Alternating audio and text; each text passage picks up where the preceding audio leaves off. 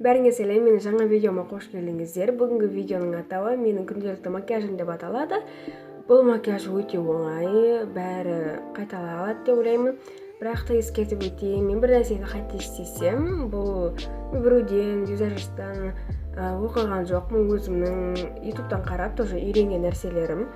Бір нәрсені қателесуім мүмкін, или өзіме қалай ыңғайлы солай істеуім мүмкін. Сондықтан да ондай қатты мән бермеңіздер. Мен макияжды всегда мицелляркадан бастаймын, себебі беттегі шаң тозаңның бәрін кетіру керек. Мен осы мицеллярканы осы жақында алдым, и уже аз қалды. Білмеймін қалай жылдам кететін, но менде мицеллярка жылдам кетеді.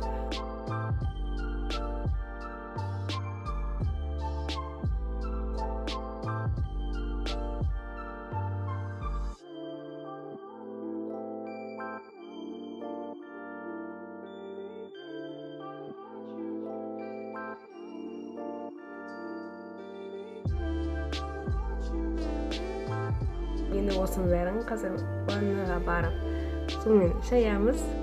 Жуып алдым. Сол жақтан бірден бьюти блендерді сулап келдім. Бьюти блендерді қолданатын кезде оны сулап алу керек. Сол кезде ол кішкене өзінің пішінен үлкен болып, жұмсақ болады. Менің бетім уже құрғақтанып жатыр. Негізінде менің комбинированный кожа. Бірақ всегда мицелляркадан кейін кішкене құрғақталады. Сондықтан да мен қазір осында гель жағайын деп жатырмын.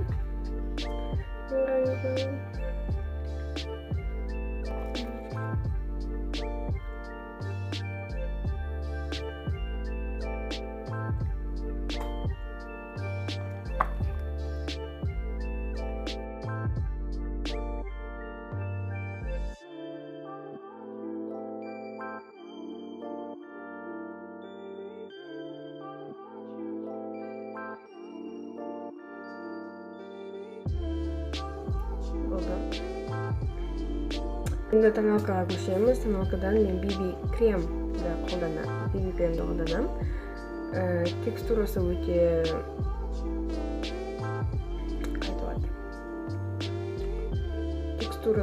жұқа, күнделікті қолдануға менің ойымша келеді. Ондай қатты бетте сезілмейді.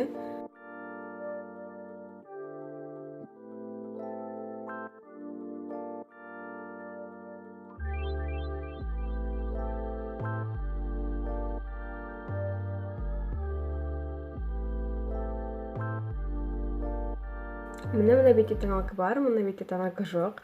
Разницасын өздеріңіз көріп тұрған боларсыздар. Ең бастысы өздеріңіздің тістеріңізді таңдап білу керек.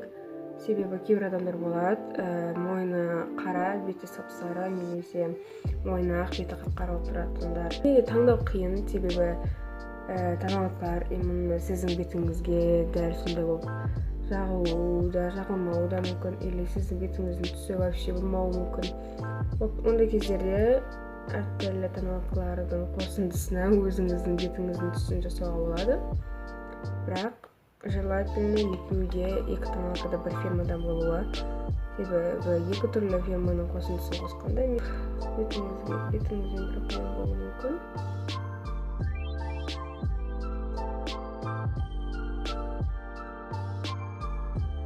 Мен даже макияж неше уақыт алатынын санап та көрмеппін. Примерно 20 или 30 минут кететін болар. Көбісі оның 10 минуты мысалға тоналкаға кетеді. Қасқа кетеді. Себебі тоналканы тщательно жағу керек, ал қасымды мен дұрыс бояй алмаймын. Сондықтан 2 сағат бояп тұрамын. Мен күнде боянбаймын. Қана бір кәдімгідей бір нәрселер болып отырған кезде, әдем болып тұру керек кездерде боянамын. Міне мен тоналканы жағып бітірдім, енді қасымды бояймын. Шыны керек, мен қасты дұрыс бояй алмаймын, всегда қаспен проблема. Негізі қара түс боясам слишком қап-қара болып кетеді, себебі шашымның түсі қоңыр.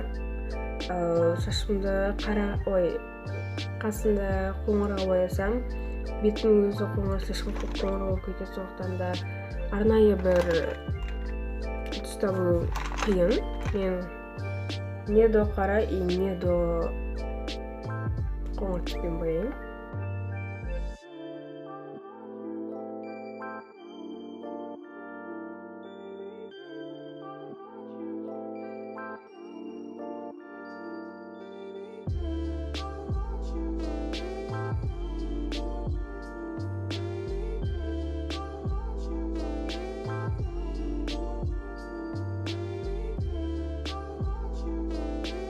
Кажется, нормально боядым. Енді кезек school.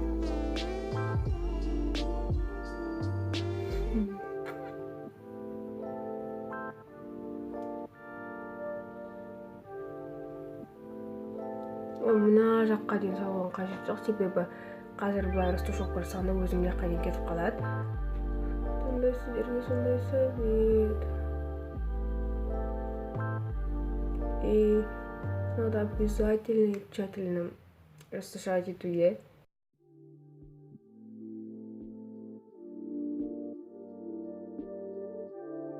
Енді румяна.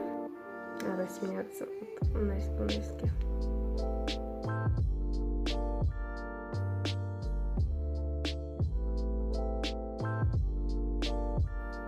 Пудр жағамыз.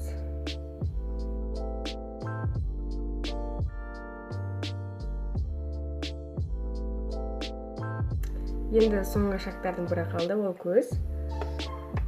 Көзге менде осындай туш.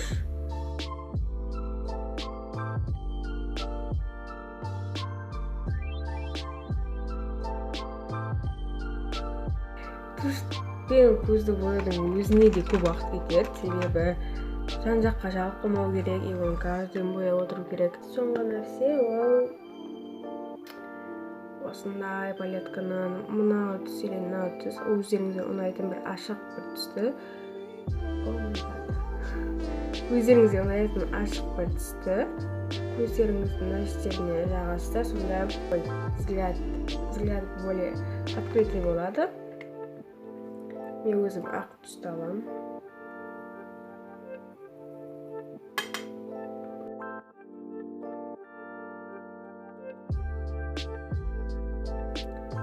Міне, помадаларға келетін болсақ, мен осындай тинтті қолданамын. Кішкене корейский стильде болады.